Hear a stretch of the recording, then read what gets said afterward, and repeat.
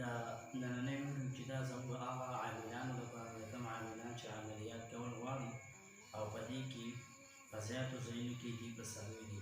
موږ ته زیات داسې کسان هغه میسیجونو کې یا ټلیفونو کې هغوی ته په دې کې مشکلات وي، نو هغوی ته زه یو عمل ښیم انشاءالله راډیو کې دې ته به هېڅکله په خپلو عملیاتو کې د جناتو په ختمولو کې یا په کوم مکان کې چې جنات دي د هغوی نه په ویستلو کې به دې ته هېڅ قسمه تکلیف نه وي.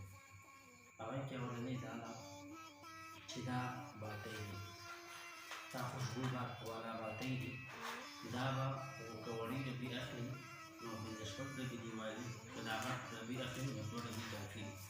په دې باندې به دوی 10 ځل ووایي آیات حفظ چې کوم دی نو 11 ځل به آیات حفظ ووایي، بیا د هغې نه پس 11 ځله سوره مزمل ووایي او هغې نه پس به بیا 11 ځله سوره جن ووایي. دا به ووایي او 1 ځل به پرې 2 ځله ووایي مکمل. همدغه رنګې دا به پرې دم کړي او 2 بوتله اوبه یا زیاتې اوبه دا به پرې دم کړي. نو د ماښام د دې معمول دا دی چې د ماښام د مونځ نه پس به کوم مکان کې چې جنات دي د هغې خیال کولو دپاره دا ده چې دوی به د ماښام د مونځ نه پس دا باټۍ دې کې لوبې کوي او ډېرې به منزل په هغې کې یوشف کوي.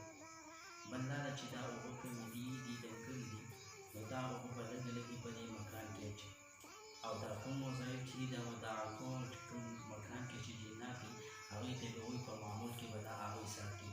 نو انشاءالله العزیز چې دا عمل وکړي د کتاب لیدونکي کې که کوم مکان کې جنات دي یا په چا باندې جنات دي که په چا باندې وو نو په هغوی باندې به دغه اوبه څښي او د هغوی په ځای به بیا دوی دا باټۍ دي دا باټۍ به جوړې کړي او هغوی ته به یو لوګي کوي د ماښام د لمونځ نه پس. بل دا ده چې هغه کسان چې هغوی باندې جنات موجود شي او جنات کې نه ځي سخت جنات وي نو دوی به پرې آیت کرسي چالو کړي او ولا یؤوده حفظهما وهو العلی العظیم. دا دې وایي 1600 ځل دې مکمل کړي، یعنې انشاءالله العزیز دوی به 1600 مرتبه نه وي مکمل کړي چې دا جنات به یا سوځېدلي وي یا به ځي.